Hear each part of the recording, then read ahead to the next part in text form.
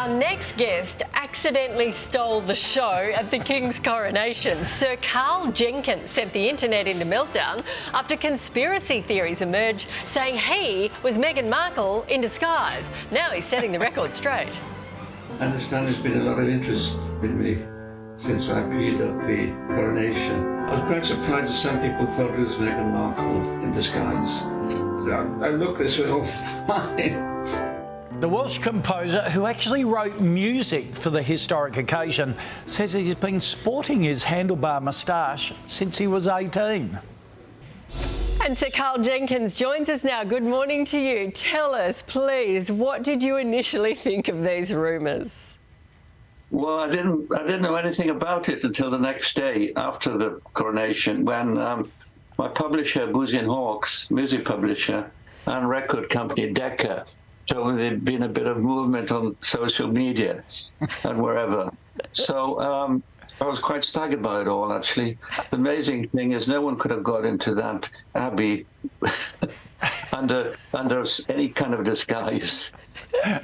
It is bizarre. You've addressed the conspiracy theorists on TikTok, but do you still think some people do believe you are Meghan Markle in disguise? Well, they're not giving it much thought if they still do. I mean, the thing about the whole security there was unbelievable.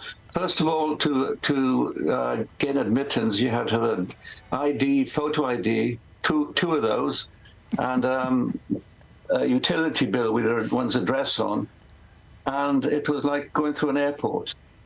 I've got my knighthood, my Sir Med around my neck, and yeah, so my old specs. You would have had to have dummied that up too, because people are now saying this is exactly the type of thing that Meghan would do. To come out with a story like this, it's just a bizarre story, isn't it?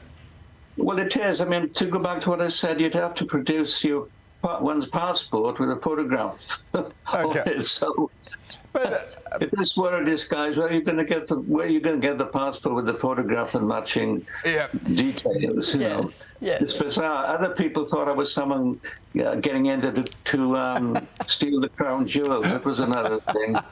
Yeah. But some were complimentary. They said I was the coolest dude at the Abbey. So You were the coolest dude. But I've had the moustache since I was 18. I was kind of working in jazz then, and it was going back many years, 60s. Right. And it was fashionable for jazz musicians to have a moustache. Yeah. But it's grown a bit since then. It's not the same hair, but it's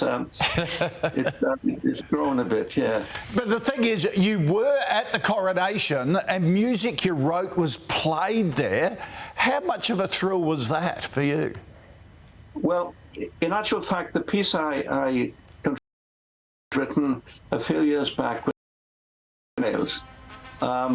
And traditionally, going back to Queen Victoria's days and before, the Prince of Wales had a royal harpist who played at functions and certain events. So he reintroduced the tradition, if you like, and he asked me to write a concerto for the then first royal harpist from the modern era, if you like, and that was Catherine Finch, a very remarkable player indeed.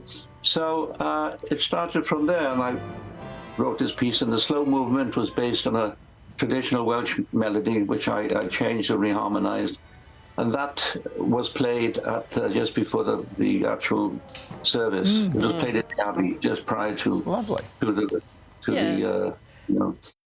Sir Karl Jenkins, thanks so much for joining us and just clearing up this worldwide conspiracy. Appreciate it. I wonder how long it'll go on for, but anyway, I'm happy to oblige. What a bizarre story. So bizarre. Truth is stranger than fiction.